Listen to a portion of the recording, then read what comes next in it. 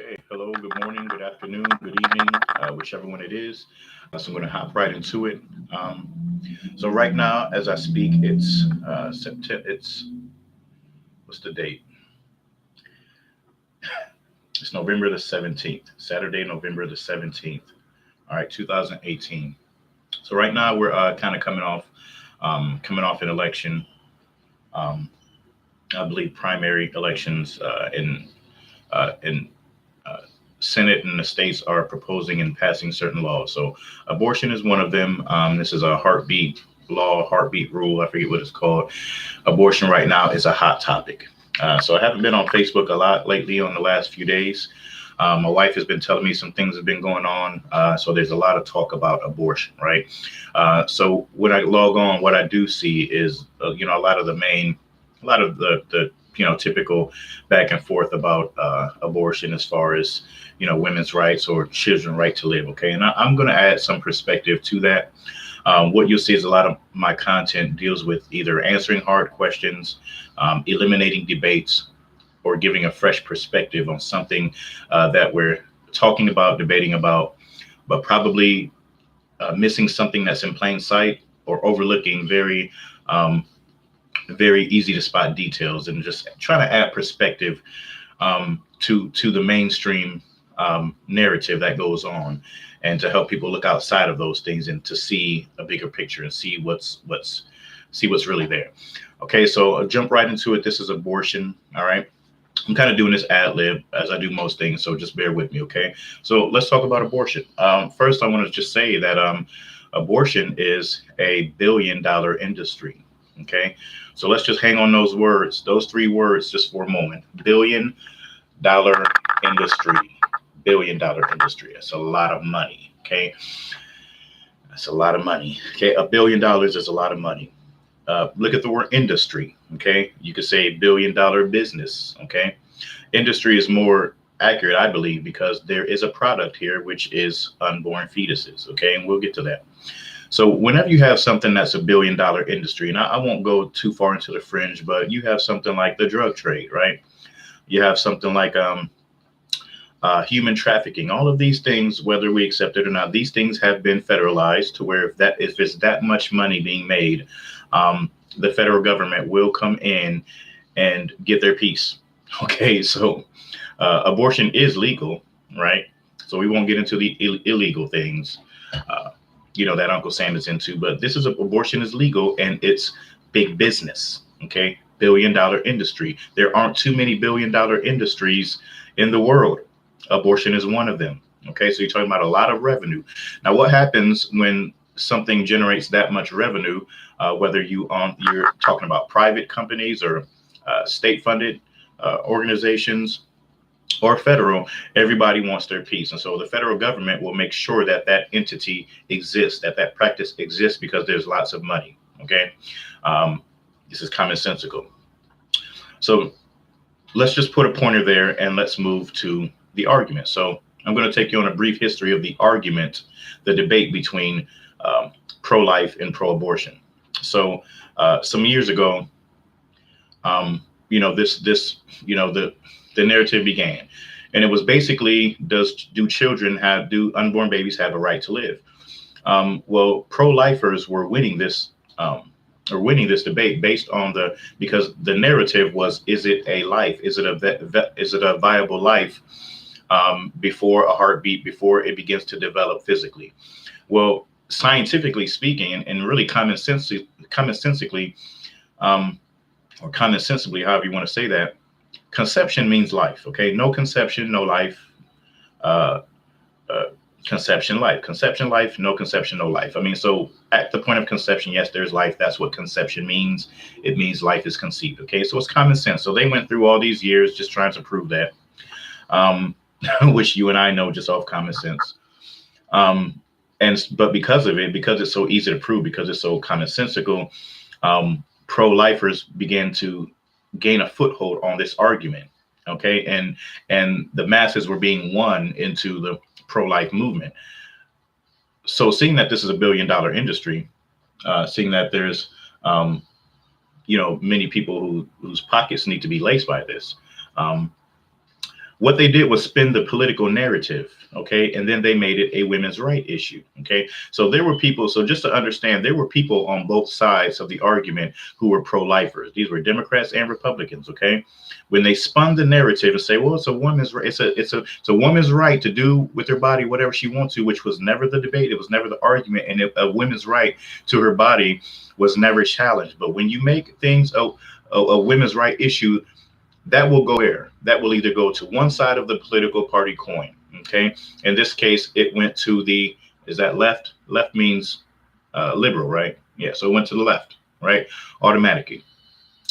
And now you have at least half of the country who will now back up abortion and be pro-abortion simply because it's their political affiliation.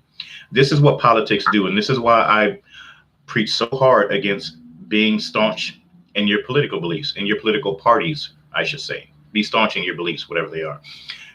But I preach against being politically affiliated to a level of staunchness, per se, okay? Because this is what happens.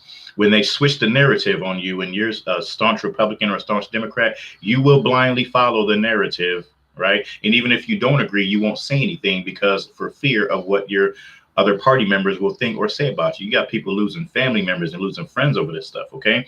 So this is how they put the switcheroo. Now listen, if you go back and look at the language in all of these bills and all of these laws that were proposed down the years to protect unborn babies' right to live, right to life, you will never see anything that would infringe upon a woman's right to do what she wants with her own body. It's never been the issue. Like literally, I can't put it any simpler. It's never been the debate that was put there to make it a political party stance. Okay. And so now you have people who yesterday or last year were pro-life. Well, now this is my political obligation. And so now they are pro-abortion. It's just like a blind following that we do. All right. And it causes us to not see the facts that this is $1 billion industry and that when you change the narrative, that's how they preserved pro-abortion rights, is by changing the narrative. It's not a women's right issue. It's just really not. And that's never been the argument. The argument was always that these young women have the right, women's right, to all of the information before making the decision to terminate a life, which we have already proven is a life. Okay. That means women have the right to receive counseling.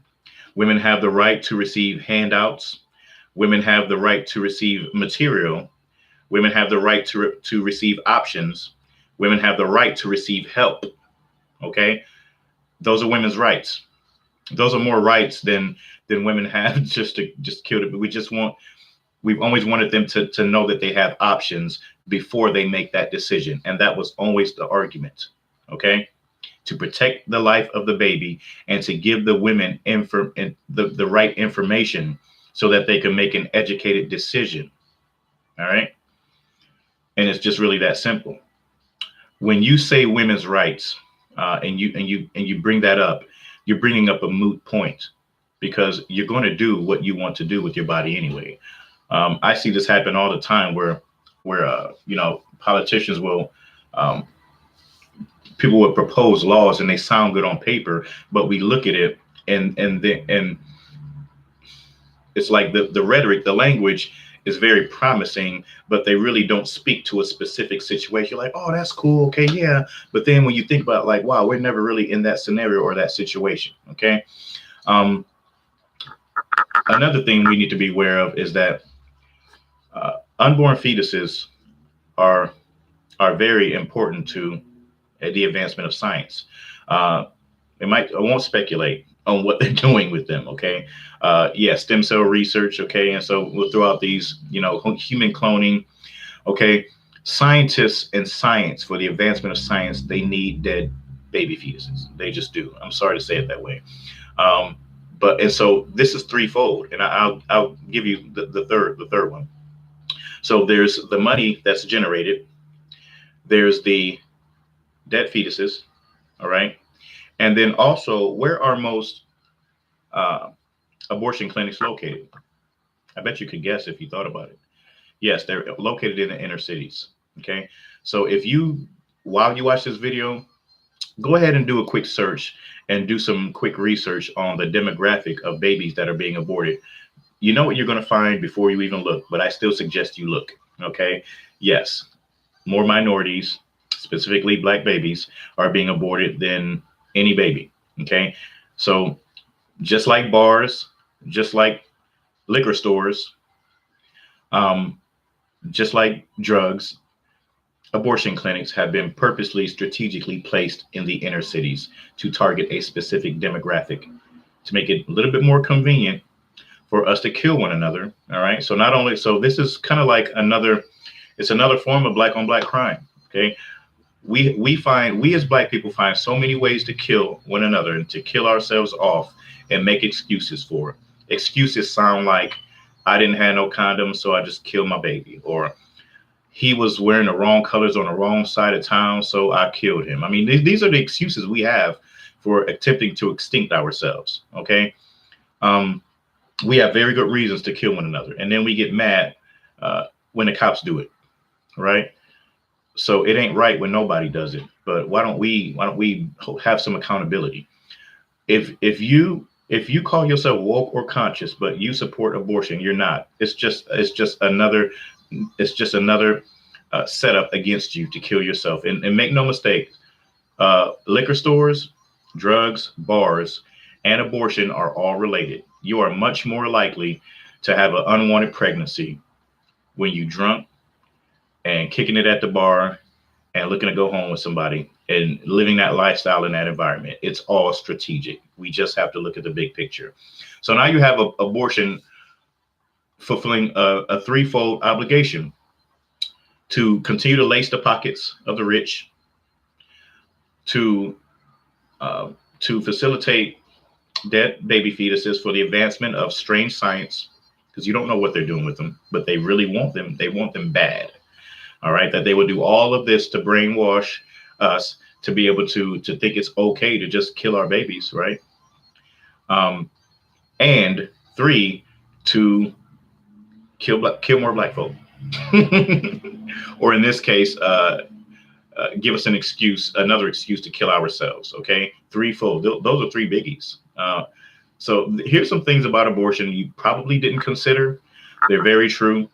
They're very commonsensical. I didn't do a whole lot of deep research. This stuff is just what it is.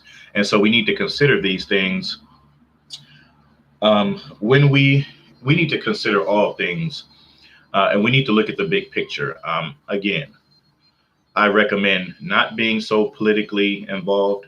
Stay out of the narrative, because when you get in the narrative, you literally lose the ability to see what's there, and you're just kind of like some kind of zombie or programmed autonomous creature. Just say what you should say as a Republican or as a Democrat, with no real thought. And then there are thinkers, people who really see what's going on, who are just going to be like, no, this, you got to pay attention. Okay, so I just made this video to keep some perspective. Black people, come on now, we got to do better. Stop falling for everything. Okay. I know we love our liberal party. Fine, do that. But you better pay attention, because they be serving y'all bad and y'all don't really realize. I'm sorry. It really be doing a number on us, man. And we just so happily just fall for it all. So, hot sauce in the purse. Listen, thanks for listening. Share this video. Add some awareness, some perspective to things. Follow me on YouTube. My channel is Epic Winner 4021, EPICWINR 4021. I'll probably change it to something simpler. I'm Chris Allen, the Epic Winner. Thank you for listening today. I love you, and hopefully I'll talk to you soon.